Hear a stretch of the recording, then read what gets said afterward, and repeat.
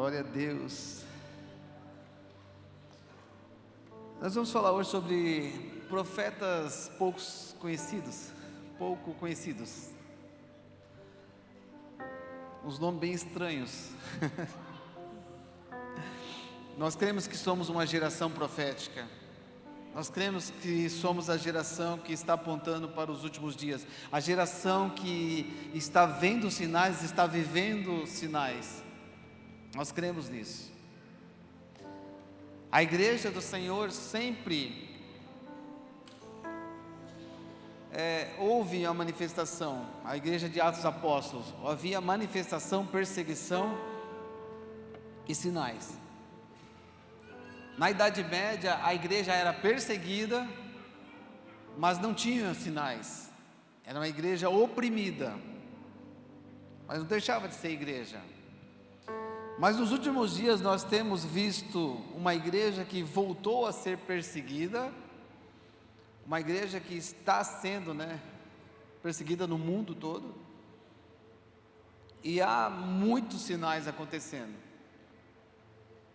Muitas coisas estranhas estão acontecendo, amém? Estão percebendo isso? É um tempo estranho. É um tempo que Jesus sinalizou em Mateus capítulo 24, No fim dos tempos, muitas coisas aconteceriam. Falsos profetas, doenças, pragas, terremotos, não é isso?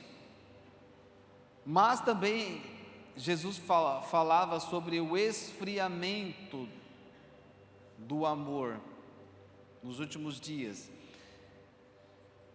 E nós somos essa igreja que está passando por esse momento. E o ministério que vai ser restaurado, aliás, está sendo restaurado nesses dias, é o ministério profético. Porque assim como foi em Atos dos Apóstolos, que a igreja estava fundamentada no ministério apostólico e profético, assim será nos últimos dias, a fundamentação no ministério apostólico e profético. Então a evidência de sinais, curas, maravilhas, poder, é uma necessidade para a volta de Cristo. Então nós somos uma geração profética. Claro que alguns fluem no ministério profético, alguns carregam o peso do profético, outros vão fluir esporadicamente, outros vão ter essa experiência por questão da necessidade, por questão de um momento ou de uma obra que ele vai fazer, e aí Deus vai operar nele o ministério profético. E como eu vi uma certa vez, de profeta e louco todo mundo tem um pouco. Como dizia o Edevando, cadê o Edevando? Está aí? O profeta Edevando sempre, ele olhava para a gente e falava assim: mas a gente é tudo esquisito, A gente é tudo esquisito, e profeta tem uma cara esquisita. A pastora lá do Japão não estranha a forma, mas é que o profeta ele tem uma natureza estranha. Essa tarde eu comecei a rir sozinho quando me veio, sabe quem? Os antigos vão lembrar disso, o Muppets Babies. Quem lembra disso? Levanta a mão, por favor, aí. Lembra? O Zimmerman lembra. Muppets Babies, tinha o esquisito, não tinha o Gonzo, Tinha o esquisito. Então, dentro dos ministérios, o profético é aquele o Gonzo, o esquisito. Porque o ministério profético, ele não é um ministério, presta atenção, o ministério profético não é o ministério da racionalidade. O ministério profético não é o ministério da lógica, o ministério do planejamento. Não é. O ministério profético é o ministério da emoção, da intuição. É o cara que recebeu algo, sentiu algo, ouviu algo e ele vai fazer. Se é bonito, se não é, se o pessoal vai falar, ele não está nem aí. Porque o ministério profético, ele é, na verdade, uma conexão espiritual, algo que ele entende, uma linguagem que ele fala com Deus, e ele está tudo certo com Deus. Às vezes, né, deixa eu fazer um parênteses aqui, para um pastor que é mestre, que é o inverso, né, Zirma, que o mestre, ele é o racional, ele é o planejamento, ele é o didático, pedagógico. Para ele é muito difícil esse pastor entender um profeta. É quase uma crise, é quase assim, irmão, procura um lugar melhor para você congregar. Por quê? Porque é o oposto. Agora, quando Deus faz umas loucuras, né, que pegar e colocar um cara que é da veia mestral e dá também o profético, aí é uma loucura dentro da gente. Nem eu me entendo às vezes. Eu digo, tem dia que eu não... Porque o profeta, ele é uma pessoa que ele flui muito na sua intuição, na sua... Eu estou procurando uma palavra para definir, mas ele flui muito naquilo que ele sente. Um sentimento tão profundo do que ele recebeu de Deus.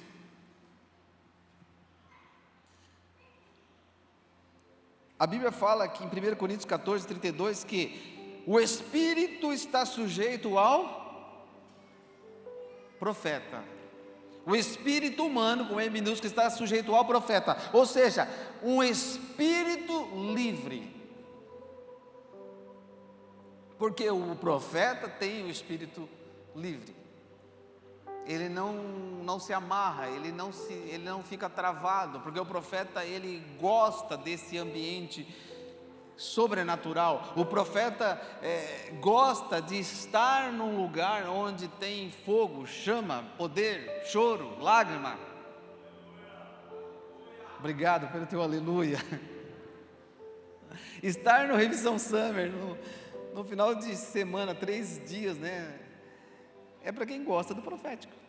Você pode até não fluir no profético, mas você ama esse lugar sobrenatural que é o profético. Amém? Pessoal, né, que veio lá de tão longe, né, para estar com a gente aqui, é porque gosta, respira isso. O profético, ele é o ministério que nunca cessou sobre a terra. Em todo o tempo, em todas as eras, sempre houve profeta na terra. Não tinha pastores no Antigo Testamento, não tinha evangelista no Antigo Testamento. Obrigado pelo café, Deus multiplique sobre a tua casa, a tua vida, aleluia. Já os outros ministérios, evangelista, pastoreio, mestre, não tinha. Apóstolo também não, mas o profeta sempre houve.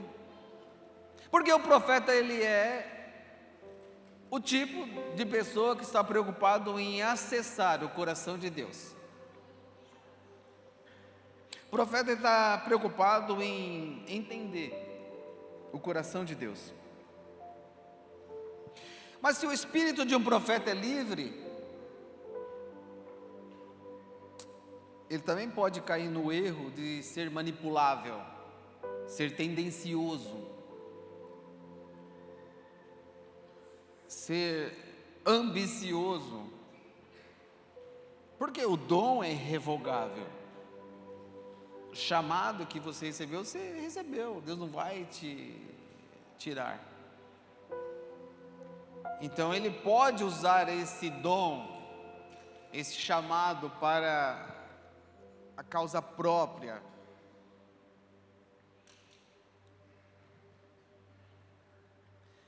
Por isso que é muito difícil. Uma vez uma pessoa disse assim, ó, liderar profetas é que nem você tentar conter uma dúzia de siri. Você viu quando o siri sai no chão, né? O pessoal da praia lá, né? Tenta pegar, cada um vai para um lado, né? E vai te machucando, né? É assim que é o profeta. Todos eles são cheios de armas, de dons, né? Afiados na palavra, tem resposta para tudo. Porque Deus me falou, porque Deus fala comigo, porque Deus me mostrou. Não, porque o Senhor já revelou, o Senhor já... É difícil lidar. Difícil. Só que Deus quer os profetas para essa geração. E como nós precisamos se comportar como profetas maduros, como disse o profeta Trindade. Profetas que entendem o tempo, entendem a missão. Abra a tua Bíblia em Jeremias capítulo 29. 29 e 23.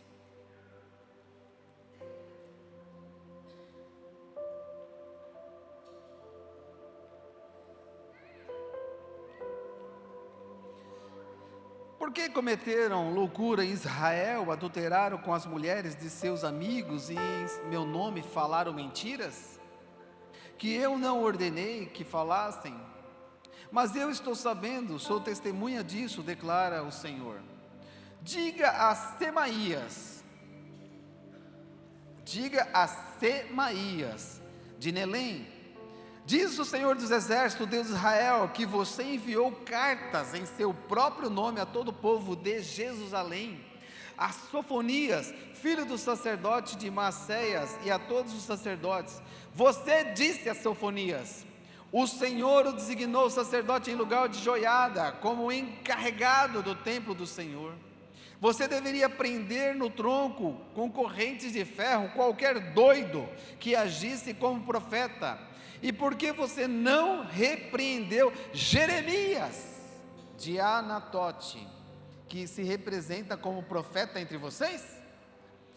Ele até mandou esta mensagem para nós que estamos na Babilônia, dizendo que o exílio será longo, que construam casas, que habitem nelas, que plantem jardins e comam dos seus frutos.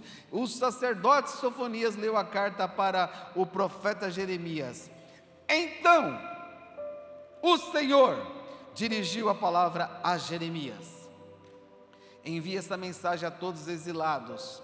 Assim diz o Senhor sobre Semaías de Nelã: embora eu não tenha enviado, Semaías profetizou a vocês e fez com que vocês crescem numa mentira, e por isso, assim o Senhor: castigarei Semaías de Nelém e os seus descendentes, não lhe restará entre este povo, e ele não verá as coisas boas que farei em favor do meu povo, declara o Senhor, porque ele pregou rebelião contra o Senhor. Amém, amém e amém.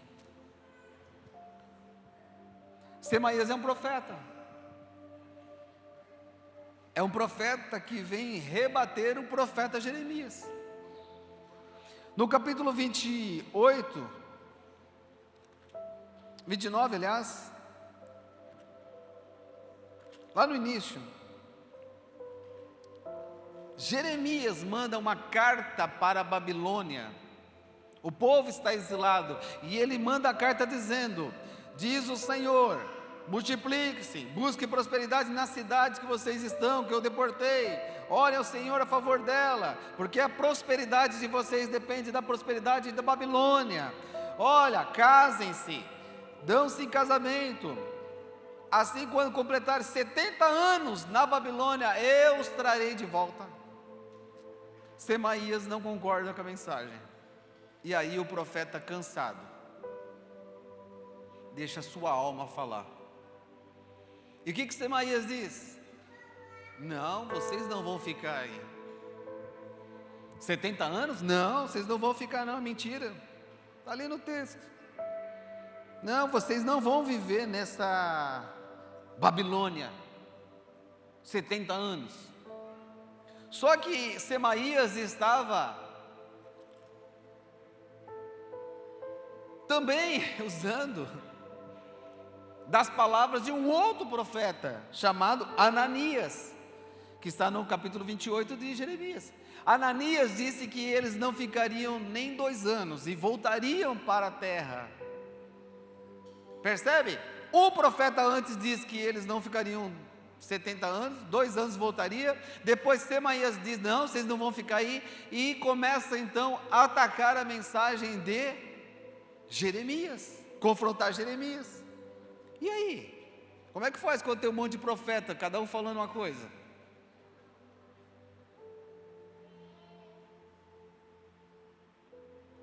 Você já recebeu uma profecia que não é de Deus? Apesar do profeta ser de Deus? Sim ou não? Sim. Porque um profeta, ele é intuitivo, ele é emocional. Um profeta, ele é emocional. Um profeta, ele transita muito na emoção. E por Semaías ser um profeta cansado com o sofrimento do povo de Israel, ele não consegue fazer a leitura correta, ele não consegue acessar o espiritual, ele não consegue ler os sinais.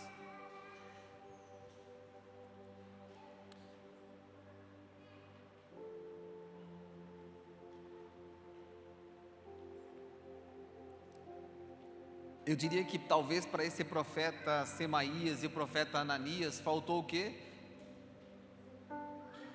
O que faltou para ele? A maior dificuldade para um profeta, um líder. A maior dificuldade no profético é o quê? Um líder. Porque eu ouço Deus, porque Ele fala comigo, porque Ele me dá visão, porque Ele me dá sonho. Aliás, eu tenho um sonho por noite.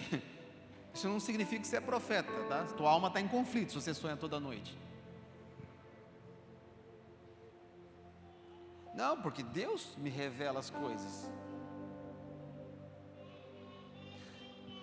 Eu tive um tempo com o profeta Judá Bertelli, e nós fomos tomar um café à tarde aqui em Joinville. E numa das perguntas que eu fiz para ele, muitas perguntas aliás, né? Numa delas eu perguntei assim: quem é o teu pastor? É fulano? Não vou falar quem é o fulano para não me expor, mas é o fulano? Ele: não, capaz, fulano é meu amigo. Poxa, mas eu pensei que ele era teu pastor, ele é uma referência no Brasil. Ele: não, ele não, é meu amigo mesmo, a gente... Quem é o teu pastor? E ele falou assim: o Djalma Toledo. Eu falei: o pastor Djalma Toledo, de São Paulo, da Verdade e Vida. Eu falei assim: mas ele é um mestre. Ele: exatamente. O que eu preciso é de um mestre, não de um outro profeta. O céu falou uma coisa: 2 logos numa mesa não vai dar certo, irmão. Xaramandaia para lá e para mandar para cá e não resolve nada. Está entendendo? Um profeta precisa trazer ele para a terra e o mestre precisa levar ele para o céu. Aí dá certo, é contrapeso. Estão me entendendo? Amém? Se você quer ser um profeta nessa geração, procure andar com os diferentes do teu ministério. Isso é difícil, pastor. Porque o mestre gosta da patotinha do mestre, não é assim? O evangelista gosta o Ivan é o único evangelista que gosta de andar em todos os ministérios que eu conheço.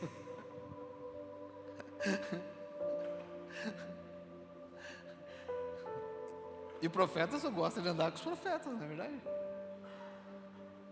Por quê? Porque são tudo, né, da linguagem dele. Só que a beleza do corpo não está nisso. A beleza do corpo está na mistura dos ministérios.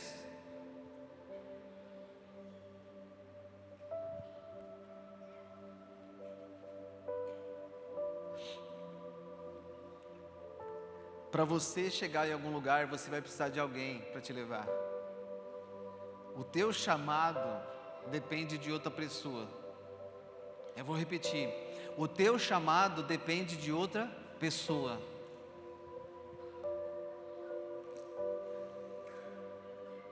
Ah, mas eu sei do meu chamado. Você sabe do teu chamado, mas para alguém te levar ao lugar que Deus quer, Ele vai usar pessoas. Porque as pessoas é que te coloca no sentido de humanidade, não de super-homem, super-mulher. Paulo, o apóstolo, ele era conhecedor da lei. Diz a palavra que ele foi instruído. Ele foi discipulado por um dos maiores mestres judaístas da época, chamado Gamaliel. Esse cara era um dos melhores, e Paulo foi aluno dele. Quando Paulo se converte, ele achou: eu estou pronto, tudo que é de lei eu já conheço, agora veio Deus, me revelou, agora é só falar, e falar com propriedade. Só que quando nós achamos que estamos prontos, nós estamos prontos para a nossa visão, daquilo que nós achamos. Mas no plano de Deus, naquilo que Deus tem para nós, vai precisar ainda mexer em muitas áreas da nossa vida. E o apóstolo Paulo, ele não entra em cena e começa a atuar na sequência da sua conversão. Diz os estudiosos que de 7 a 13 anos ele ficou afastado do povo, só aprendendo. E um homem o conduziu, o levou a entender as coisas de Deus, chamado Barnabé. Barnabé provavelmente era muito mais velho que Paulo, e Barnabé instrui o Paulo: ei, você conhece isso na teoria, mas a prática não é assim, é muito mais profundo. E começa a corrigir o apóstolo Paulo, começa a dar a ele entendimento daquilo que muitas pessoas estudaram, leram livros, fizeram curso, mas nunca tiveram a prática. A prática, pessoas vão te levar nesse lugar. Josué, o grande líder que leva o povo a entrar em Canaã, ele é instruído por Moisés. Moisés instrui o Josué, que era guerreiro, agora a ser um líder. Mas também não estou dizendo para você que você vai ter que sair procurando agora: ô pastor, ô pastora, ô fulano, seja meu líder. Não é assim. Quem dá o líder, quem dá essa pessoa é o próprio Cristo. Na quinta-feira, eu contei aqui o que aconteceu na minha história. O apóstolo André Estel era da teologia, eu só fui fazer teologia, eu só queria estudar teologia. E chegando lá, ele começou a me conduzir, eu não percebi que eu estava sendo conduzido. Até que chegou o momento que ele começou com aquele convitezinho, né? Não quer me substituir, né, Zimmer? Sempre começa assim, né? Não quer substituir eu vou ter que pregar fora, pega aqui a matéria, né, e vai. Começa assim, ô Samir. Aí daqui a pouco você vai, é só uma matéria. Quando a gente menos espera, a gente já está lá envolvido e não para mais, né, mulher? E a gente vai se envolvendo e é assim. Alguém vai te conduzir. Só que a primeira vez Deus vai chamar você e você vai ter que caminhar até esse lugar. No segundo momento você vai ter que seguir Jesus. Quando Jesus chama os seus discípulos, ele diz: vem, vamos, e eles vão. Mas só que na sequência é Jesus que diz para onde eles vão. Você só tem que dizer assim: eu vou então. Amém? Eu quero então essa proposta, Senhor. Então tá, eu vou viver isso. Ninguém cresce sozinho, os seus pais são responsáveis por isso. Então, se você quando criança só cresceu, desenvolveu, se tornou essa pessoa que você é porque teve pais ou tutores, pessoas que cuidaram de você. Não é assim? Da mesma forma é no mundo espiritual. O que eu mais ouço a respeito de chamado: pastor, mas eu não consigo me encaixar em lugar nenhum na cena, eu não consigo me ver em nenhum ministério. Querido, você não consegue se ver mesmo, porque se a obra é do Senhor, é Ele que vai te colocar. Se viesse pronto, seria muito fácil. Aí seria como uma empresa, faz um teste lá, né, de aptidão e já encaixa a pessoa. Mas isso não é empresa, isso é chamado. E o pior ainda de tudo é que Deus chama os improváveis para coisas que a gente nem imagina. O reino de Deus não é das pessoas que já nasceram prontas, são as pessoas que não estão prontas e Ele coloca.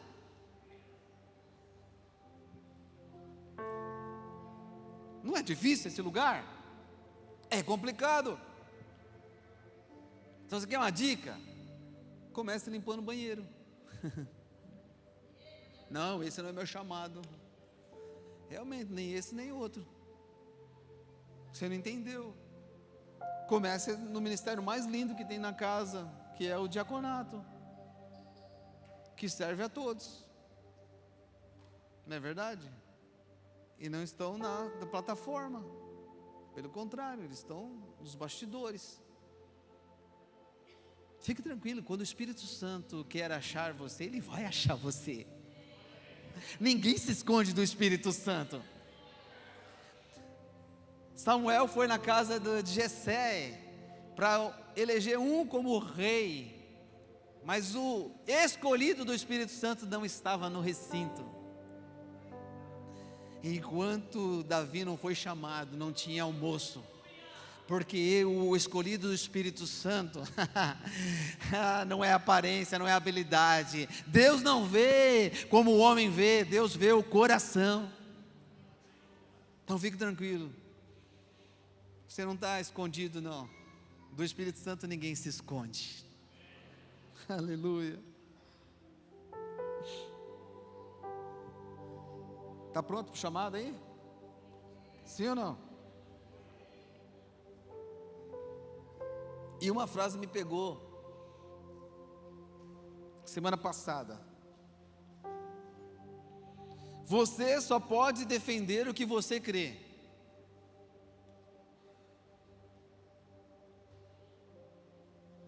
Não vou falar de política não, mas tem muita gente que defende lado de política, né? Porque crê. Não é assim? Tem gente que defende, por exemplo, o time de futebol, né? Briga por causa de... Por quê? Porque acredita naquilo ali. Não ganha nada para isso, mas se mata aí por causa disso, não é isso? Você só defende aquilo que você crê. Ninguém defende alguém que não crê na índole dessa pessoa, nas atitudes daquela pessoa, não é assim? E aí, para completar isso, veio outra questão, que nós crentes somos muito, olha como Deus vai amarrando as coisas na minha mente, pra vocês entenderem como o cérebro fica dando tilt ali, só para você entender. Aí vem algo sobre, para crer, não no âmbito da fé, mas para crer em alguma coisa você precisa ver, não é isso? Tomé não era essa crise do Tomé? Precisa ver. E aí veio uma palavrinha que pega muito, que nós somos muito ruins disso: contemplação. Nós não sabemos contemplar, nós não sabemos gastar tempo observando. Minha esposa mandou um link de um lançamento do Jesus Cop, de um livro discipulado de um americano, onde ele fala você só pode discipular alguém que, falando de Jesus, quando você contemplou Jesus. E é mais fácil você discipular alguém quando você mostra Jesus, ao invés de você falar de Jesus. Então nós precisamos ver Jesus para falar de Jesus com propriedade. Mudando a palavra, nós precisamos contemplar Jesus para que nós possamos falar com segurança, defender o que nós vemos, o que nós cremos. Nós não contemplamos, nós não temos a habilidade da contemplação. O que é a habilidade da contemplação? Jesus disse: olhar para o céu. Por que ele manda olhar para o céu? Porque tem que contemplar. Olhar para o céu é terapêutico. Você esvazia a tua ansiedade. E Jesus mandou: olha os sinais, olhar para os céus. Sabe o que é uma característica de profeta? Profeta ama olhar a natureza. Profeta ama olhar para a beleza do Senhor, o belo de Deus, porque Ele discerne as movimentações na atmosfera, no ambiente, Ele discerne os sons, Ele discerne os ventos. Então, o profeta, por ser emocional e intuitivo, ele ama esse lugar. Para um racional, isso é perda de tempo. Para que eu vou ficar? Por que eu vou perder tempo com isso?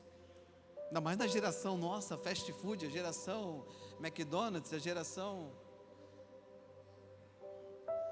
da internet, que nós não queremos perder tempo, nada, tudo pra gente tem que ser rápido, aquela loucura. Ficar 1 hora olhando a natureza e falando com Jesus ali.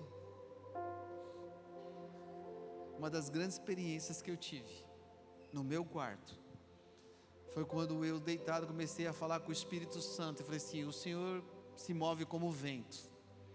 Então esse vento que são os anjos passando, vem passar sobre mim aqui. Falei a primeira vez, Trindade, veio o vento sobre o meu corpo. Falei, não pode. Dei um tempo, daqui a pouco, Senhor, então vem novamente com o vento. Agora, e veio o vento novamente. Eu já estava ali com o olho cheio de lágrimas, Ivan. Aí daqui a pouco eu chamei a Gabi: senta aqui, Gabi, vem essa loucura aqui comigo. Espírito Santo, vem pela 3ª vez aqui como vento. E ela começou a sentir também. Porque se você não gastar tempo para entender essas coisas, não vai acontecer. Você precisa investir. Contemplar é você esvaziar a tua cabeça ansiosa, teu coração que quer o já, e falar assim: Senhor, eu só quero estar agora nesse lugar.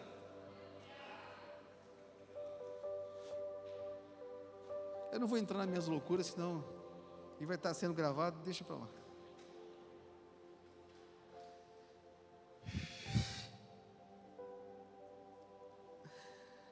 A liderança é fundamental para colocar a gente nesse lugar do chamado. Eu acredito que quando Jeremias recebeu essa palavra e houve esse embate de profetas, é porque realmente os dias estavam difíceis. E os dias difíceis fazem com que as pessoas busquem respostas. E como disse o apóstolo André Estel, e tem deserto que nunca acaba, e tem deserto que não há profecia, tem deserto que não há palavra, há um silêncio de Deus. E é angustiante você estar nesse lugar. E o que é pior é que você está bem com Deus, você está com a tua vida no altar, mas Deus não quer falar. Porque dias difíceis acontecem, né, irmã Rosana? Dias difíceis acontecem. São dias que nos ajustam, são dias que nos colocam de volta no centro da vontade de Deus.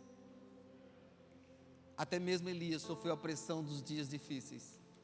O grande Elias, o maior profeta de Israel, entrou numa crise existencial e pediu a morte. Sabe por quê? Porque ninguém é infalível. Todo mundo sofre o peso dos dias. E Jesus disse: o dia mau vem para todos. É necessário.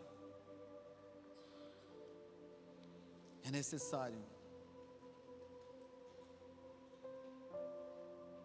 Jeremias 29, 27. Agora, pois, por que não repreendeste a Jeremias, o Anatotita, que vos profetiza? O Semaías mandando repreender o profeta Jeremias, porque Semaías também era um profeta, estava fora do propósito, mas era um profeta. O Jeremias agora é confrontado, e muitas vezes no chamado nós vamos ser confrontados. Você faz a coisa certa, você ora, você jejua, você canta, você prega, e vem um enviado e fala assim: você está em pecado. Não, não é possível. Não, você está com a vida desalinhada.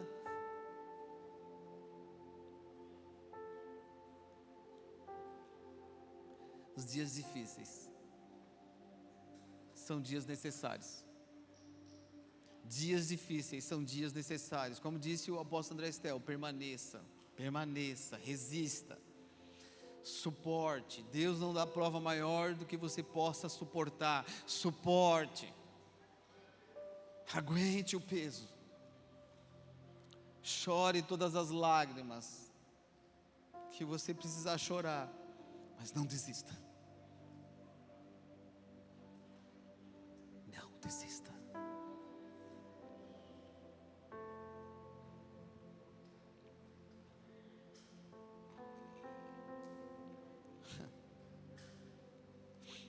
Sabe o que é o chamado profético? É um dos chamados mais difíceis que existe. Porque o chamado profético não é a profecia, isso é o dom de profecia. O chamado profético é você ser a mensagem. Não é a tua boca, é você a mensagem. O teu jeito de ser, a tua vida é uma mensagem. A tua atitude é uma mensagem. E é muito difícil. Se já é um sujeito estranho, se já é um sujeito esquisito, e você vai ser uma mensagem para manifestar a graça de Deus, o amor de Deus. E como a gente tem ouvido, você é o milagre de alguém. Você é o milagre de alguém. Existem curas que acontecem, irmãos, sem haver uma palavra. Quantas vezes a Andréia, no jeitinho dela, só abraçava as pessoas e as pessoas desmanchavam, né? Quantas vezes o Samir, que eu digo que é os dois que têm a unção do abraço profético, abraçava e a pessoa, né? Até alemão chorava com o Samir quando ele abraçava, né, Ismar? Porque alemão não chora? Porque quando a pessoa é usada por Deus, ela é a mensagem, o que ela faz toca o espírito da pessoa. Toca. Isaías andou nu 3 anos, irmãs? 3 anos ou 1 ano? Por aí, de 1 a 3 anos, está na Bíblia. Ele andou nu, com as nádegas de fora. Pensa, o profeta de Israel, Isaías, andando, mostrando as nádegas, que não devia ser bonita. Porque Deus mandou Isaías mostrar para o povo a vergonha. Porque Israel era uma vergonha. Olha o profeta sendo a mensagem de Deus.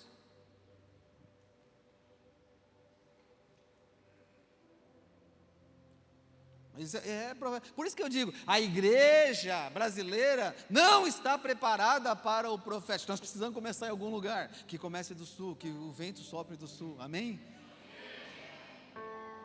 Mas nós precisamos dos loucos, que vão para Brasília, vão fazer as loucuras lá, sabe, vão para as capitais, vão fazer os atos proféticos. Ah, mas esses atos proféticos são loucuras proféticas que Deus dá resposta. Ah, mas eu não entendo, querido, não é para entender, é para fazer.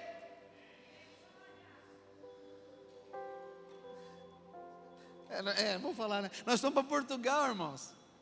Daqui Deus deu 2 pontos para nós, um do sul, outro do norte. Lá vai eu e o Selmo, 2 estacas, os aeroportos parando a gente. O que é isso? É arma?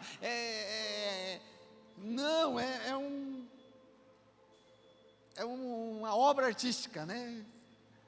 Que o Anderson fez, né? Talentoso. Colocamos no óleo, irmão, 7 dias lá em Portugal orando, jejuando. Depois nós temos para tal lugar. Aí o pastor Estevão, querido, né, e o Elvisley, ele falou assim, nós vamos também.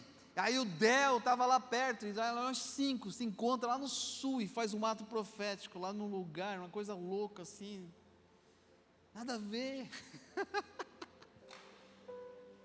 5 brasileiros, cara, lá na cabeça do dragão. Um ponto de ocultismo que Deus nos deu. Alguém precisa tocar a terra com propriedade e dizer, ei, nós enxergamos o mundo espiritual, porque acontece antes no espiritual, depois do natural. No outro dia a gente tinha que ir para o norte. Falei, como que a gente vai para o norte, cara? 500 quilômetros, num dia nós cruzamos Portugal, gente, em 2 dias. Aí o rapaz, eu quero, eu vou com vocês, vocês têm certeza? A gente só foi, não sabia como a gente ia chegar lá, é um lugar remoto, não tinha nada, a rua era uma rua só, passava só um carro, no sul, e para o norte era um lugar onde os romanos invadiram em 1200, e aí o rapaz falou assim, Deus, eu orei a Deus quando cheguei em Portugal, 20 anos atrás, 20 ou 15 anos, que se houvesse um avivamento eu queria participar, e hoje de manhã o Senhor falou, você não pediu para mim? E nós fomos parar lá no norte, chovia, irmão, chovia o dia todo, aquele principado de água que nos perseguiu, né? Tantas vezes, tanto lugar que a gente chegava, que ele começava aquele vendaval de arrancar a gente, de a sombrinha virar assim, sabe, o guarda-chuva, e nós falamos, nós vamos, chegando lá perto, eu falei, onde é Jesus? Parou de chover, e um arco-íris foi em cima do lugar onde era o nome que a gente tinha. Nós tomando um café numa vila, e aí os portugueses falaram assim, o lugar que você quer ir é lá naquele buraco lá. E agora? Lá vai a gente no buraco, e onde o arco-íris estava lá em cima, Deus apontando. Os profetas loucos têm que ir na frente, irmão. Os profetas abrem o caminho para os evangelistas. Está entendendo?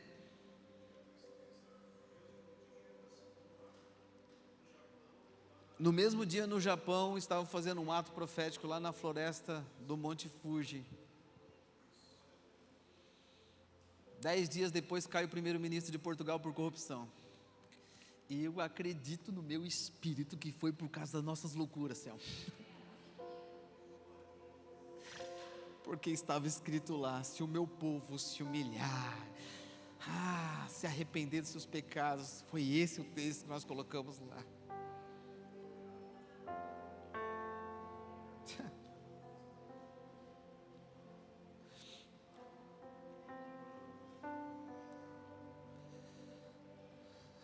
No chamado nós teremos o que Deus precisa que nós sejamos para hoje. E o melhor exemplo disso é o profeta João Batista. Quem era João Batista? Primo de Jesus, amém? Primo de Jesus. E João Batista, ele começa o seu ministério com 30 anos, porque Jesus também começa com 30 anos. E eles não eram de meses de diferença? Era. Então ele começa com 30 anos. E onde estava o profeta João Batista? Se preparando para ser profeta um dia. E João Batista, Isaías falou dele, no capítulo 40, verso 3. Isaías disse: uma voz que clama no deserto, prepare o caminho para o Senhor, façam no deserto um caminho reto para o nosso Deus. João Batista tinha uma missão. Qual era a missão de João Batista?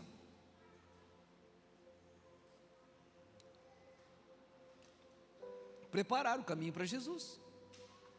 A Bíblia vai dizer, no Evangelho, lá no início, que ele é a voz que clama no deserto. Se você analisar o que é uma voz, voz está ligado à identidade da pessoa. João Batista era o quê? Uma pessoa que tinha a sua personalidade, a sua identidade. Pela voz você conhece alguém, não é verdade? Então João Batista, ele era o profeta que tinha uma identidade, mas ele também clamava no deserto, então ele tinha o quê? Uma mensagem. João Batista, ele tinha o papel de endireitar o caminho para que Jesus viesse nesse caminho. Então ele tinha o quê? Um deserto. O que é o deserto, irmão? Deserto é o lugar que Deus mais fala com a gente. Deserto é o lugar de revelação. Deserto é o lugar de manifestação. Como disse o apóstolo André Estel, se você não tem deserto, você não tem autoridade. O deserto é um ambiente muito mencionado na palavra de Deus. Muitos homens tiveram a vida de deserto. Porque o deserto é a limitação humana, é a sua incapacidade humana, é a sua impotência quanto aos problemas da situação.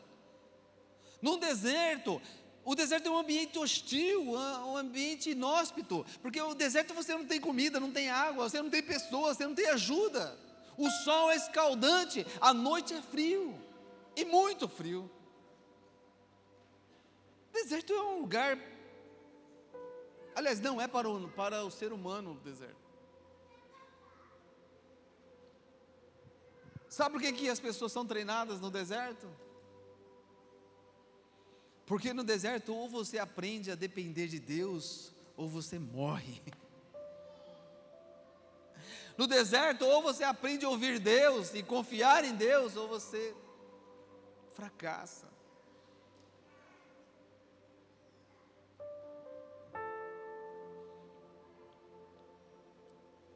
E aonde começa o ministério de Jesus?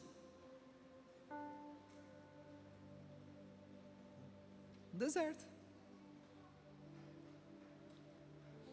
Se ele se submeteu ao deserto para cumprir o seu propósito, o chamado, por que você está reclamando do seu deserto? Se ele teve que passar por tudo aquilo, significa, queridos, que a fórmula do chamado é a mesma. As dificuldades nos moldam.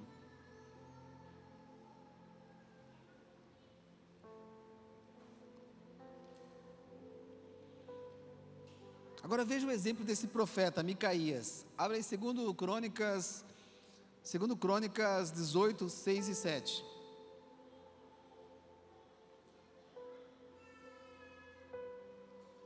Para resumir essa historinha, Acabe, rei do norte, Josafá, rei do sul, se unem para lutar contra a Síria. A Síria é um império que estava ao norte, e eles ali combinam-se para ir até Ramote-Gileade para lutar, os dois exércitos juntos contra o grande exército da Síria. E era muito comum Israel e Judá consultarem antes de ir a uma guerra um profeta. Acabe, que não era nem um pouco temente a Deus, Acabe consultava os seus profetas de Baal, profetas da deusa Azera, e eles falavam, não, vai que você vai ganhar a guerra, tal. E de repente então Josafá faz essa pergunta. Josafá, porém, perguntou: não existe aqui mais nenhum profeta do Senhor a quem possamos consultar? Pode continuar. E o rei de Israel respondeu a Josafá: ainda há um homem por meio de quem podemos consultar o Senhor. Para aqui. Eu falei que ele já tinha consultado, não tinha consultado? Se eu não me engano, 300 ou 400 profetas disseram: vai que você vai ganhar. Josafá não se convenceu. Esses aí não são do outro lado. Não, quero o profeta do Senhor. E aí então vem o Acabe e diz: ainda há por meio de nós um. Olha o que diz ali: porém eu o odeio. Porque nunca profetiza coisas boas a meu respeito, mas sempre coisas ruins. É Micaías, o outro profeta pouco conhecido. Micaías, filho de Imlá. Aí o rei Josafá diz: ó rei, não fale assim dessa maneira com ele.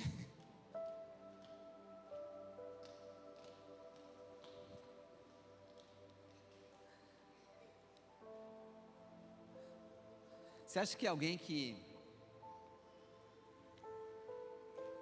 não tem o Espírito do Senhor vai se dar bem com você que tem o Espírito do Senhor? Não, querido.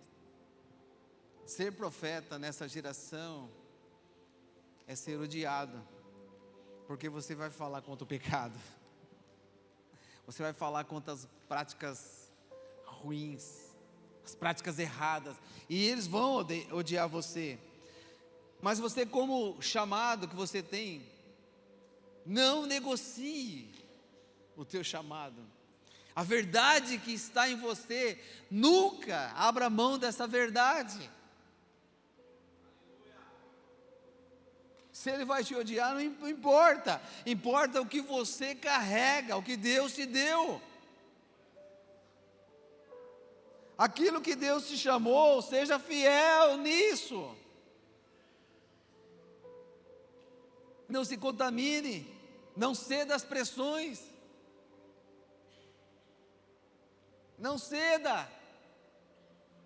Irmãos, quantas vezes as pessoas vêm e querem uma palavra, sabe, de bênção, mas para aquele dia não tem palavra de bênção, não tem palavra de vitória, tem um sarrafo, tem um porrete, tem a vara. E o que nós vamos fazer? Não falei que é difícil ser profeta? Querido, ou você seja verdadeiro com o teu chamado, ou você vai sofrer as consequências. Porque Jeremias vai chegar e vai falar assim: ó, tu está profetizando fora da vontade de Deus. Porque sempre que um profeta erra, Deus levanta um outro profeta para corrigir o profeta, e com juízo. Porque o profeta dos ministérios é o que mais é orgulhoso, e o orgulho é tratado com queda. A orgulhoso precede a queda. Então qual é o tratamento? O perdão é a queda. O profeta tem que dar com a cara no chão para entender que errou. Uma vez apareceu na minha casa um profeta de uma igreja aqui de Joinville, bem conhecida. E esse profeta estava todo estrupiado. Pensa um cara que estava arrebentado. O cara estava com a bolsinha do lado, com 40 e poucos quilos. O cara, mais um homem de Deus, que jejuava quase todo dia, um homem de visão, um homem que tinha experiências. Sabe aquele cara que você fala assim: meu, que homem de Deus. Ele chegava perto assim, você sentia, sabe, a presença. E ele chegou e falou assim: o servo do Senhor me trouxe aqui para você orar por mim. E eu falei: Jesus, o que está acontecendo? De um cara dessa, né, desse naipe, dessa magnitude aqui, esse nome todo, na minha casa. Estou preservando o nome dele, tá? Eu falei: Senhor, o que eu falo para ele? E o Senhor falou: orgulho. Aí eu perguntei: o que você fez nesses últimos 5 anos? Ele falou assim: irmão, eu trabalhei demais. Eu fui para a divisa da Argentina, 27 centros de Umbanda, Macumba. Nós trabalhamos lá e os pais de santo converteram. 27? Uau! O que mais? Tinha um trabalho lá, nós fomos lá e Deus mudou toda a situação. E a gente fez o jejum em 7 dias e eu oro no monte quase todo dia e tal. Aí eu falei: Senhor, e agora? O que eu pergunto para ele? E o Senhor perguntou: quem intercede por ele? Quem ajuda ele? Eu falei: quem são seus intercessores? Ele falou assim: eu não tenho. Como assim não tem? Mas você tinha? Tinha. Há 5 anos atrás eu tinha intercessores, 2. E cadê eles? Ah, eles se mudaram, um foi para uma cidade, outro... E eu não tive mais contato com eles, e eu estou sem intercessor. Ah, você entendeu então. Você está sozinho. Ele baixou a cabeça, sozinho. Teu pastor te acompanha? Não, eu não conto essas coisas pro meu pastor. Ele achou que era super-homem. Deu uma doença nele. Está entendendo? Ele achou que ele sabia demais. O pastor dele estava abaixo do que ele conhecia. Autoridade não tem a ver com conhecimento, não. Tem a ver com responsabilidade que alguém tem sobre você. Às vezes aquele pastorzinho, né, que já está velhinho, você não dá nada por ele, mas a autoridade que ele carrega é espiritual e tem muito efeito no mundo espiritual.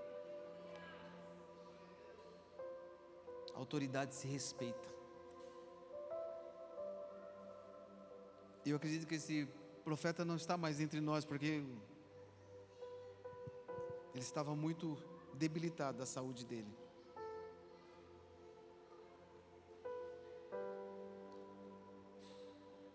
Esse profeta chamado Micaías, ele não abriu mão da verdade, e ele falou: se você for para a guerra, você vai morrer.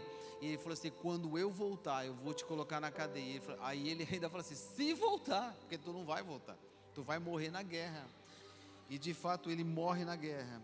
Quando ele fala isso, verso 23, Zedequias, o que trabalhava lá com o rei Acabe, deu um tapa no rosto dele. Profeta, homem de Deus, tomando tapa na cara. Sabe por quê? Porque o chamado não tem a ver com super-homem. O chamado tem a ver com o momento que você vai viver em Deus. Você vai tomar pancada, vai apanhar, vai tomar, sabe, é pedrada, é vento, é chuva, e tem que seguir, e tem que cumprir o propósito, tem que caminhar, tem que persistir, tem que resistir, tem que avançar. Amém? Quanto mais longe você for, quanto mais longe for o seu destino, maior será o ataque sobre a tua vida. Quanto mais difícil for a tua caminhada, maior também a autoridade sobre esse teu chamado. É proporcional. Quanto mais dificuldades a gente passa, é porque Deus tem algo muito grande lá na frente. Deus está nos ensinando a resistir, sofrer. Queridos, tem uma característica que nós precisamos levar a sério. A Bíblia fala muito sobre perseverança. Perseverança é você continuar fazendo as coisas, apesar de o cenário ser adverso, a situação ser difícil, não está acontecendo como eu sonhava, mas você continua perseverando, continua crendo, continua firme, porque o dono da seara, o dono da tua vida, o dono da obra está trabalhando. Ele continua trabalhando. Amém? E como o André Estel falou mais uma vez, né, citando ele, Billy Graham disse certa vez, né, o de repente de Deus acontece num dia comum. E de repente, a situação vira. De repente, o Senhor muda a situação. Num dia inesperado, num dia normal, mais um dia daqueles, as coisas começam a mudar. O sol começa a raiar. As coisas começam a ficar verde novamente. Começa a ter sentido novamente. Os olhos nossos começam a brilhar novamente. A esperança começa, sabe, novamente brotar no nosso coração. A alegria começa a encher nossa alma novamente. Para aqueles que perseveram. Porque os que desistem não têm essa oportunidade. Os que desistem ficam pelo caminho. E o último profeta, agora aí no finalzinho, Lucas 2,36. Uma profetisa, na verdade. Lucas 2,36. E estava ali uma profetisa chamada Ana. Quem já tinha ouvido falar da Ana? Novo Testamento. Sempre houve profetas. Havia ali uma profetisa chamada Ana, filha de Fanuel, da tribo de Asser. Era muito idosa, tinha vivido com seu marido 7 anos apenas, e depois de se casar, pode passar, e então permanecera viúva até a idade de 84 anos.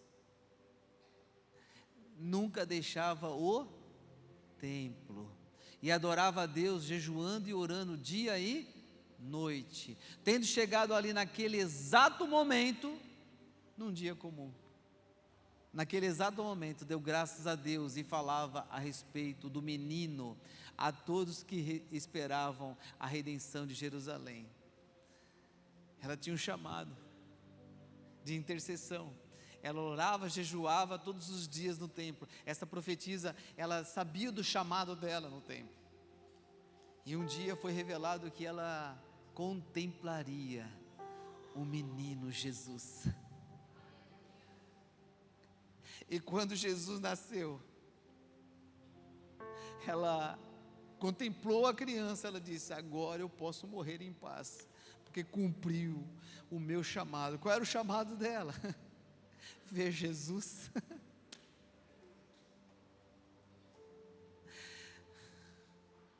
Ver Jesus. Chama a banda aqui. A profetisa Ana ficou tanto tempo solteira na intercessão, até Jesus nascer.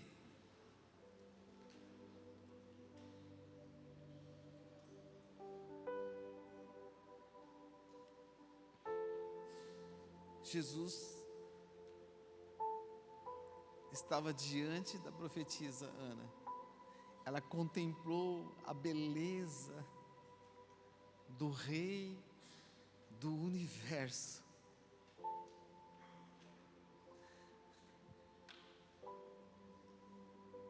Sabe o que é chamado? É você permanecer, obedecer, aonde Deus te colocou, você ser fiel, verdadeiro, firme,